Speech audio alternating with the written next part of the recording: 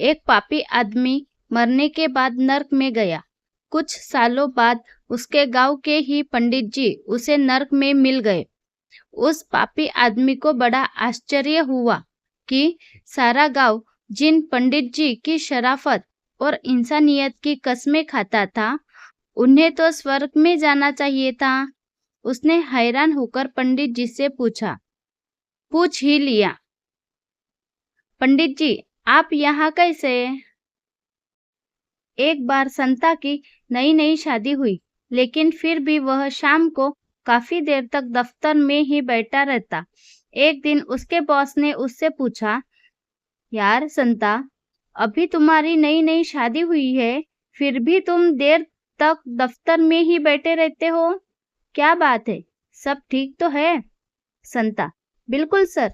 दरअसल बात यह है कि मेरी पत्नी भी नौकरी करती है और हम दोनों में से जो भी घर पहले पहुंचता है, खाना उसे ही बनाना पड़ता है, बस इसीलिए।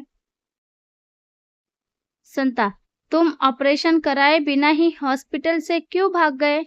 बंता, नर्स बार बार कह रही थी कि डरो मत, हिम्मत रखो, कुछ नहीं होगा, ये तो बस एक छोटा सा ऑपरेशन है।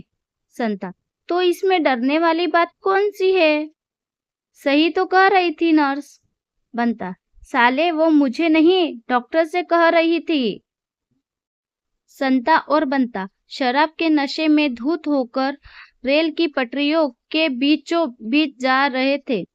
संता, हे भगवान, मैंने इतनी सीढ़ियां पहले कभी नहीं चढ़ी। बंता, अरे सीढ़ियां तो ठीक है, मैं तो इस बात को लेकर हैरान हूँ कि हाथ से पकड़ने के लिए रेलिंग कितने नीचे लगी हुई है।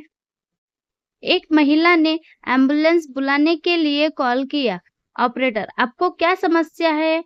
महिला, मेरे पैर की उंगली कॉफी टेबल से टकरा गई।